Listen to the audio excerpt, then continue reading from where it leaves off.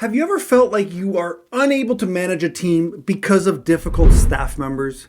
Maybe they're older, more experienced, or they are set in their ways of doing things because that's the way they do it. I know it's not easy as a new manager or a manager with a new team. Don't worry, because in this video, I'm all about helping you effectively manage these difficult and older employees to ensure your success in your role. And remember, effective management starts with understanding the people on your team. Welcome to the channel, Leadership with Mike. On this channel, I help you become a more confident leader, and I do this with no nonsense sense, if that makes any sense. So first, let's dive into understanding the different types of employees and their behaviors. Remember, everyone is unique with their own ways of working. So to successfully manage your team, it's essential to recognize different personality types or work styles, such as introverts,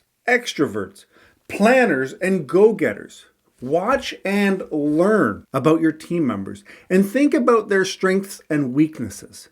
Knowing what makes them tick will help you adapt your management style to get the best results. And the best managers are fluid with their management style. Communication is key. You've heard me say it time and time again on this channel, but as a manager, developing excellent communication skills is crucial for you and your team. Here are just a few helpful tips for communicating effectively.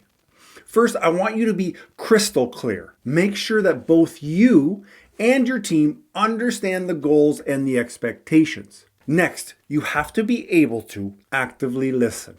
Show that you care by genuinely listening to your team members when they speak. Next, we need to make sure that we understand the feelings and thoughts of your team, because this is going to help you build the elusive trust. We want to be able to provide feedback. Giving constructive feedback for improvement and praise for a job well done is very important.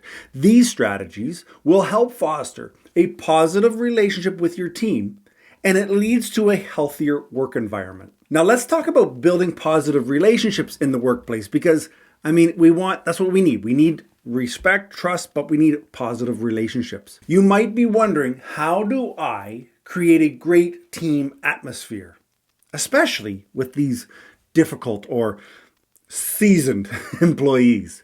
Well, it's all about the trust and respect. So here's a few tips for building those. First, accept that not everyone thinks or works like you. Make sure that you involve everyone so that they feel like they're part of the same team. Promote collaborative projects to bring your team together. And remember that change takes time, especially when you're dealing with more experienced employees. Because here's the thing, building strong workplace relationships, again, it's essential for managing difficult staff members, and it allows everyone to work together more efficiently.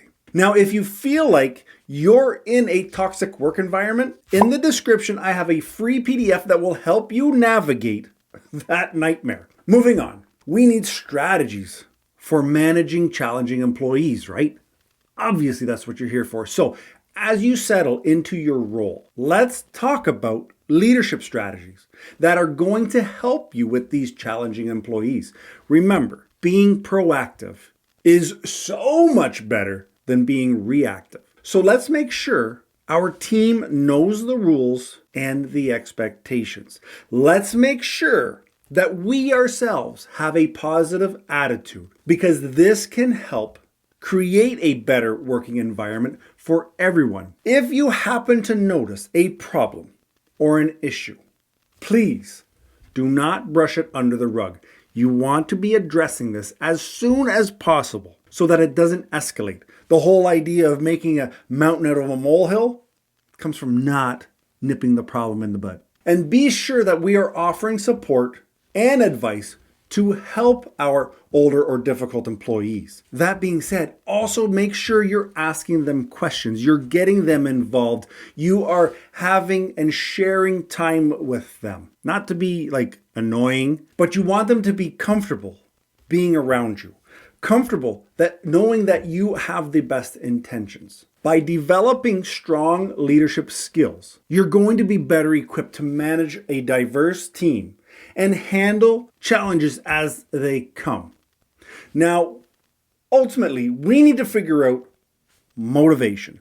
Not yours, but your team's. Because, motivation, it can be a tricky topic, especially when you're leading a team with diverse individuals who all have different motivations. But the truth is that when it comes to motivating your team, there is not a one-size-fits-all approach. It's going to take trial and error. It's going to take you feeling like you're really failing. But you need to have a willingness to understand each team member on an individual level.